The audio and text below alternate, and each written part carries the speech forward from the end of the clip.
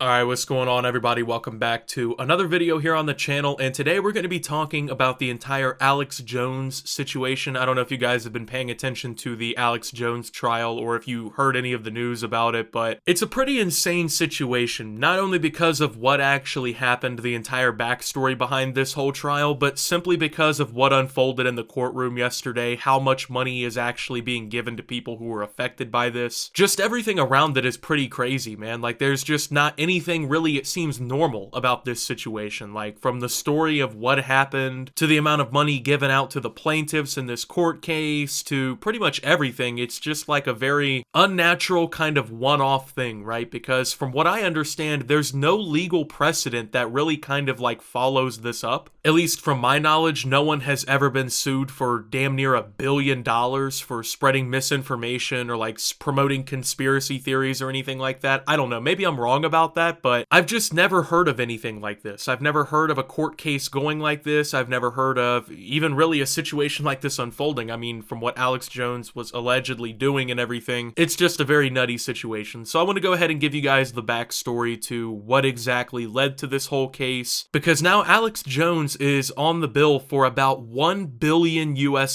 in damages from this entire court case, which is a ludicrous amount of money. I think everyone can agree that's like something you just don't come back from. But there's a lot of debate on whether or not Alex Jones will pay even close to that amount of money. There's a lot of numbers involved in this entire thing, of course, and it really all revolves around a situation that happened for multiple years, right? So I don't know if you guys remember back in, what was it, 2012, I think at this point, there was the Sandy Hook school shooting, okay? This happened in Newtown, Connecticut. It killed 20 kids and 6 teachers. It was tragic, man. I remember when this happened. I was still in school when this happened, and it was devastating, right? And it took a pretty big toll on the whole country. I mean, it were like renewed calls for gun control and all kinds of things. Well, then comes this guy, Alex Jones, okay? He's the host of InfoWars, which is like what most people would call right-wing, like, conspiracy outlet. Most people kind of label it that. The people who follow it claim it's like a legitimate news organization and stuff like that. They think it's like the truth, they're telling the truth, it's uncensored, you know? Well, on his show, Alex Jones essentially went on for years claiming that the families and the parents of the kids who were killed in this tragedy were like crisis actors. And he basically promoted these conspiracy theories that the shooting was like a government hoax and that it never really happened and it was just there to kind of like reform gun control and all kinds of other stuff. And it got to a point where he was saying this so often and he was like calling out individual members of these families and stuff for like news footage and stuff,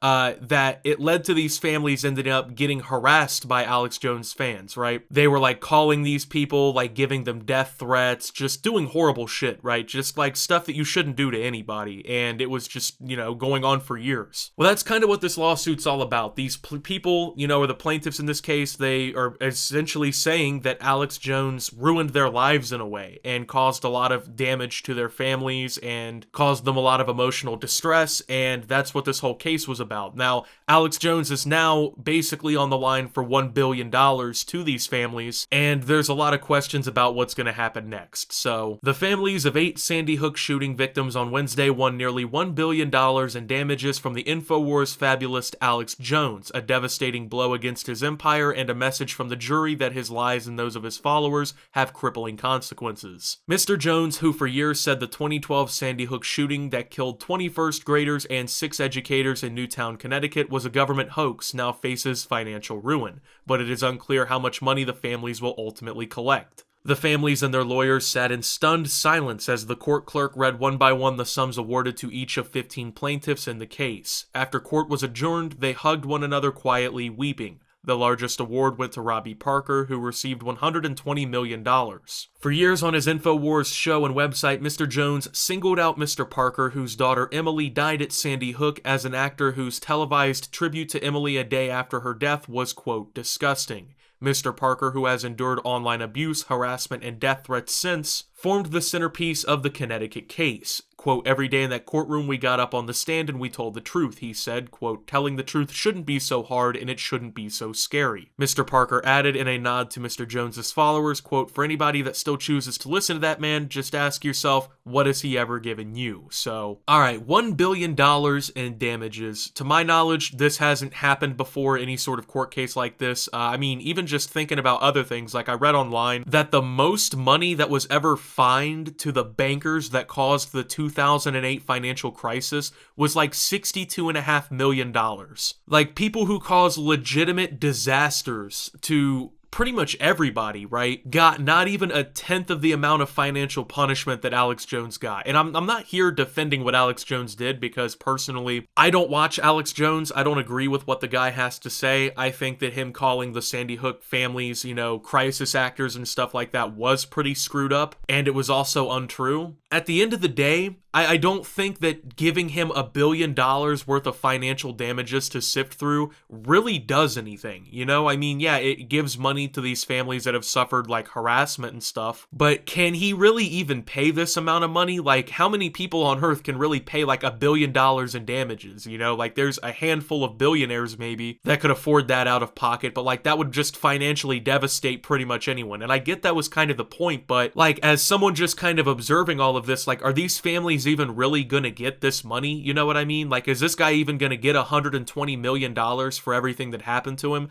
I don't really know. I mean, I can only imagine that Alex Jones isn't a billionaire, you know, and it's almost certain that he's probably going to appeal this court case. If you didn't know, you can appeal court cases after they're done and try and, you know, like, get the outcome changed or whatever. He's pretty likely to appeal this using, you know, the laws and stuff that are on paper. And if he wins those appeals, it's probably going to knock that financial figure down a lot, but also at the same time too, couldn't he just declare bankruptcy and then he's pretty much like off the line for a lot of this, if not all of it? Like, I don't know. I don't want to be, like, negative, like, inherently in this situation, but I just really have a hard time seeing Alex Jones being able to pay $1 billion worth of damages off, you know? It just doesn't seem like it's something that's really gonna happen, so. In all likelihood, Mr. Jones does not have the money to pay Wednesday's award. In August, a forensic economist estimated that Mr. Jones's empire was worth a maximum of $270 million, but that same month, Mr. Jones put his parent company, Free Speech Systems, into bankruptcy.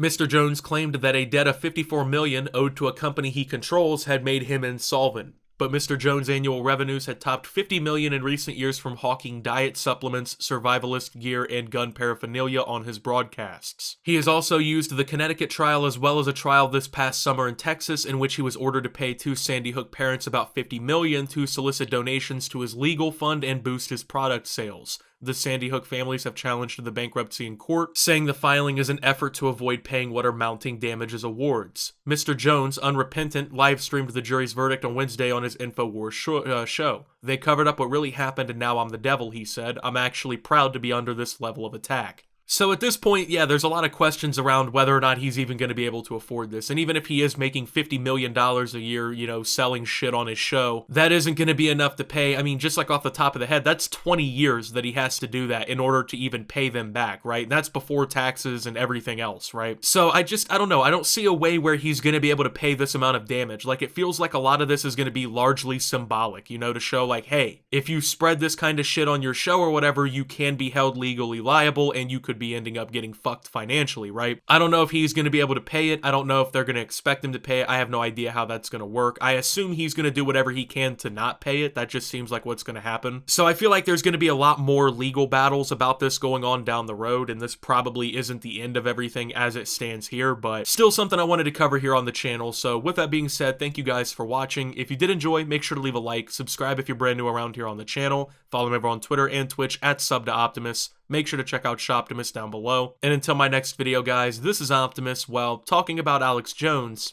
and signing out.